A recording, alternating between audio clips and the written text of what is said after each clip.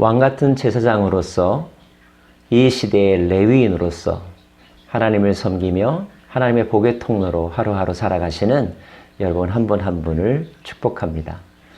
오늘은 신명기 19장입니다.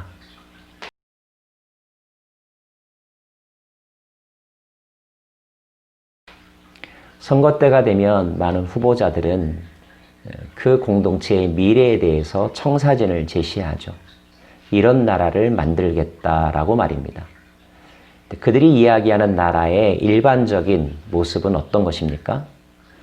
공평과 정의가 실현되는 나라, 모든 사람이 행복해지는 나라, 기회가 균등하게 보장되는 나라 등등의 가치들이 아니겠습니까?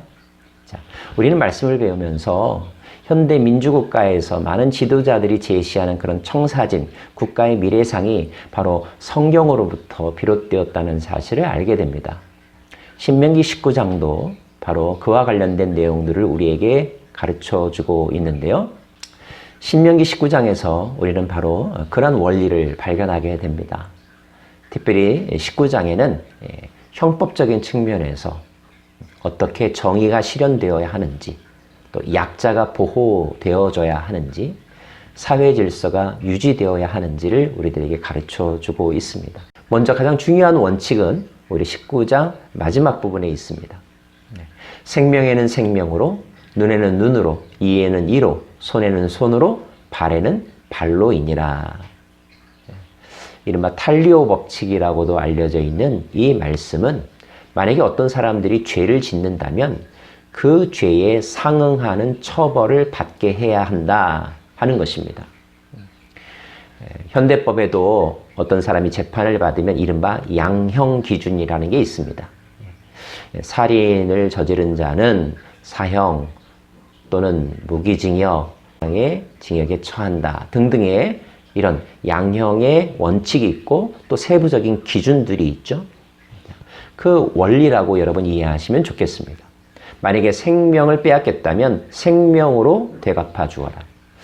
눈에는, 이에는, 손에는, 발로, 발에는 이렇게 신체상의 또는 재산상의 피해를 입었다면 그 가해자에게 그에 상응하는 책임을 물어야 된다. 이것이 바로 신명기가 말씀하고 있는 죄에 대한 죄형 법정주의 또는 양형의 기준이라고 여러분 이해하시면 좋겠습니다. 내 생명이 귀하다면 다른 사람의 생명도 귀한 것으로 여겨야 하겠죠. 내 물건이 아깝다면 다른 사람의 물건도 아낄 수 있어야 할 것입니다. 내가 어떤 것을 싫어한다면, 내가 싫어하는 일이라면 다른 사람도 싫어하는 일일 수 있으므로 그 일을 다른 사람에게 강요해서는 안 될 것입니다. 누구에게나 동일한 원칙이 적용되어야 하겠죠. 그런 나라가 공의로운 나라가 아니겠습니까? 그런데 많은 경우를 보다 보면 이렇게 단순하게만 적용할 수 없는 예외적인 일들이 발생할 수 있습니다. 이른바 선진화된 법이라고 하는 것은 원칙 이외에 예외적으로 발생할 수 있는 일, 그 법의 사각지대에 있는 부분들을 얼마나 잘 보장하고 보완해 주느냐에 따라서 그 법이 선진화된 법이냐 아니냐를 판가름할 수도 있는 거죠. 자, 그에 관한 규정들을 오늘 19장에서 볼 수가 있는데 그 중에 하나가 바로 도피성 제도입니다. 도피성, 피난처로 제공되는 성읍이라는 뜻으로 이해하십시오. 자, 그러면 이 도피성에는 어떤 사람이 피할 수 있는 것일까요? 살인을 저지른 자입니다. 살인을 저지른 자는 살인죄에 해당하는 벌을 받아야 함이 마땅하겠죠? 그럼에도 불구하고 살인을 저질렀다 할지라도 어떤 경우에 사람은 이 도피성에 머무르게 하여 그곳에서 연금, 신체의 자유는 제한받지만 그러나 생명은 보존될 수 있도록 해주라, 이런 말입니다. 어떤 사람일까요? 살인자가 그리로 도피하여 살만한 경우는 이러하니 곧 누구든지 본래 원한이 없이 부지 중에 그 이웃을 죽였을 경우, 즉 과실치사의 경우입니다. 예도 설명해 주고 있는데요. 사람이 그 이웃과 함께 벌목하러 삼림에 들어가서 손에 도끼를 들고 벌목하려고 찍을 때에 도끼가 자루에서 빠져 그 이웃을 맞춰 그를 죽게 함과 같은 것이라. 나무하러 갔다가 자기 도끼가 빠져서 다른 사람이 죽게 되는 일이 발생할 줄 꿈에나 생각했겠습니까? 여러분이 교통사고를 일으킬 줄 꿈에나 예상하겠습니까? 나는 절대 그런 일이 일어나지 않을 거야 라고 생각을 하시죠. 특별히 우리는 다 선한 마음을 가지고 살고 있으니까요. 그러나 선한 마음을 가지고 산다 할지라도 어쩌다 보면 정말로 내 의도와는 상관없는 결과가 발생될 수 있다는 것입니다. 오늘 이 도끼자루 사건과 같은 예입니다. 근데 그 발생한 사건의 결과가 너무 또 상대방에게 치명적일 경우, 사람이 죽었다고 한다면 이것은 보통 일이 아니겠죠? 그 죽은 사람의 유가족들은 얼마나 슬프겠습니까? 얼마나 분노하겠습니까? 또 억울해하겠습니까? 당장 복수하고 싶은 마음이 들지 않겠습니까? 근데 그가 만약에 복수했다면 또 어떤 일이 발생할까요? 원래 그럴 의도는 아니었던 선한 사람이었는데 실수로 말미암아 생명을 빼앗기는 또 다른 슬픔이 또 발생하는 거죠. 악순환이 연속될 것입니다. 이런 일을 피하기 위해서 이른바 도피성 제도라는 것이 있습니다.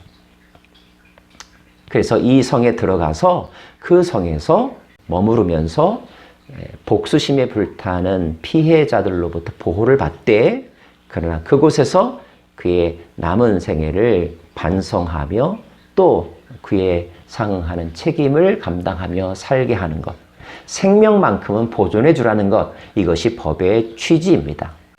여러분, 이 법이 누구나 다 이런 일을 겪을 수 있다면 필요한 법이라고 여겨지시지요? 하나님은 이런 부분까지 세심하게 배려하는 분이십니다. 특별히 오늘 말씀을 보면 무죄한 피를 흘리지 말라라고 기록되어 있습니다. 무죄한 사람의 생명을 빼앗아도 안 되고요. 그런 일에 가담하거나 그런 일에 희생자가 되어서도 안 된다는 것.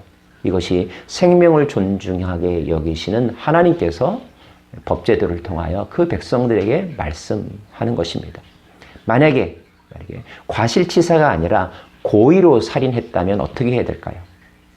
나쁜 마음을 가지고 악의를 품고 벼르다가 정말로 죄 없는 사람을 살인했다면 어떻게 할까요?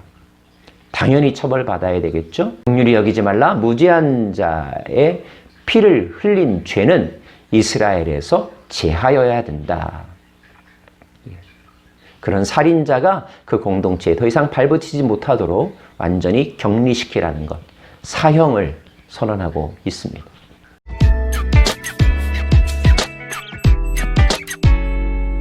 재산과 관련된 말씀도 있습니다. 내 하나님 여호와께서 내게 주어 차지하게 하시는 땅, 곧 내 소유가 된 기업의 땅에서 조상이 정한 내 이웃의 경계표를 옮기지 말지니라. 내 재산이 소중하다면 다른 사람의 재산도 소중한 것이죠. 다른 사람의 재산권을 침해해서는 안 될 것입니다. 거짓말이나 또는 압력에 의하여 타인의 재산권의 경계선을 옮겼다. 즉 타인의 재산을 빼앗는다면 이것은 악한 일입니다. 처벌받아야 마땅한 것이죠. 또 증언에 대해서도 규정하고 있습니다. 만약에 어떤 재판을 하는 경우에 증인, 증거물의 효력이 매우 중요한데 한 사람의 말만 듣고 최종적인 판단을 내리지 말아라. 적어도 2사람, 3사람의 복수의 증인들의 이야기를 듣고 실수가 없도록 한편에 쏠리지 않도록 올바르게 공의로 판단하라. 공의의 하나님께서 인간들에게 주신 명령입니다. 만약에 위증을 한다면 어떻게 할까요? 요즘 시대도 법정에서나 또는 청문회에서 거짓 증언을 말하면 그 후에 또 고발되지 않습니까? 위증죄로 처벌받습니다. 십계명에 의하면 거짓말하지 말라는 죄를 범하게 되는 것이고요. 누군가가 거짓말로 어떤 사람을 일방적으로 유리하게 또는 진실을 호도한다면 정의가 물거품되는 순간이기 때문에 그렇습니다. 사회 질서가 무너지게 되는 것이죠. 그래서 거짓말하지 말 것, 위증하지 말 것 철저하게 강조하고 계십니다. 하나님은 이스라엘 공동체가 하나님이 주신 새로운 땅에서 살게 될 때에 첫째, 죄를 짓지 말아야 하고요. 죄를 짓지 말아야겠다는 생각은 무엇으로부터 배웁니까? 죄를 지으면 어떤 벌을 받는가? 그 결과에 대해서 배우게 될 때, 아, 죄를 지으면 안 되는구나 라고 하는 마음을 갖게 되는 거죠. 그 죄의 결과에 대해서 말씀하고 계신 것입니다. 그 죄의 결과, 그 죄의 책임에 대해서 사회적으로 어떻게 물을지, 또 하나님은 그것을 어떻게 엄벌에 처하실지를 분명하게 말씀하여 주시므로 이런 것들을 가르쳐 주시는 더 근원적인 목적은 예방하기 위해서입니다. 그렇게 하지 말라는 거예요. 죄의 삭은 사망이라고 했습니다. 사망이 무섭다면 죄를 지어서는 안 되겠죠? 내가 다른 사람을 아프게 하면 나도 피눈물 흘릴 일이 일어날 수 있다는 사실을 안다면 자기의 욕망, 충동을 절제하고 억제할 수 있겠죠? 하나님이 우리에게 얼마나 많은 것들을 주셨습니까? 정직하게 성실하게 일하면 얼마든지 먹고 살 수 있도록, 그리고 평화와 행복을 누릴 수 있도록 충분히 공급하는 분이 하나님이십니다. 탐욕에 휩쓸려서 순간적인 충동을 억제하지 못하여서 다른 사람의 것을 빼앗거나 마음을 아프게 하거나 또는 생명을 해하는 일이 발생하지 않기를 늘 기도하기를 원하고요. 하나님은 우리에게 선한 마음, 정직한 마음을 주십시오.